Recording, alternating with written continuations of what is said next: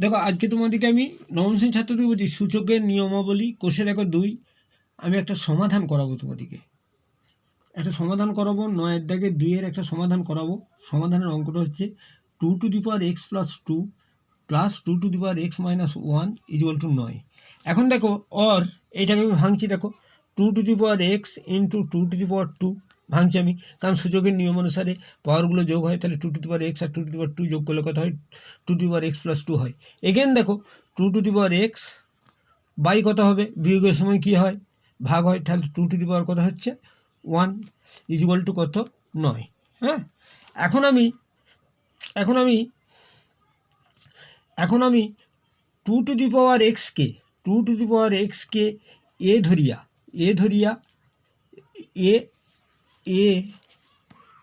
ধরিয়া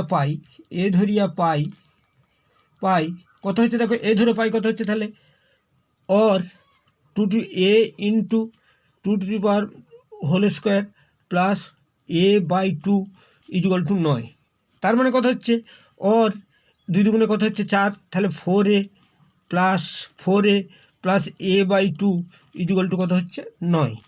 অর 2 লসগুলো নিলে কত হচ্ছে 4 দুগুণে 8a প্লাস কত এ ইকুয়াল টু 9, তাহলে কত হচ্ছে 9a ইকুয়াল টু কত হচ্ছে 9a equal to 18, 9a equal to 18। Or a equal to কত হচ্ছে 9 দুগুণে 18 2, এ ইকুয়াল টু 2 হচ্ছে, তাহলে 2। অতএব এর মান কত, আমি মান বসিয়ে এর মান বসিয়ে পাই কত 2 two the power x equal to A, 2 two the power x equal to 2 মানে কত 2 two the power 1, or x equal to কত 1। তাহলে এখন আমি এক্সের মান পেলাম, এক্সের মান পেলাম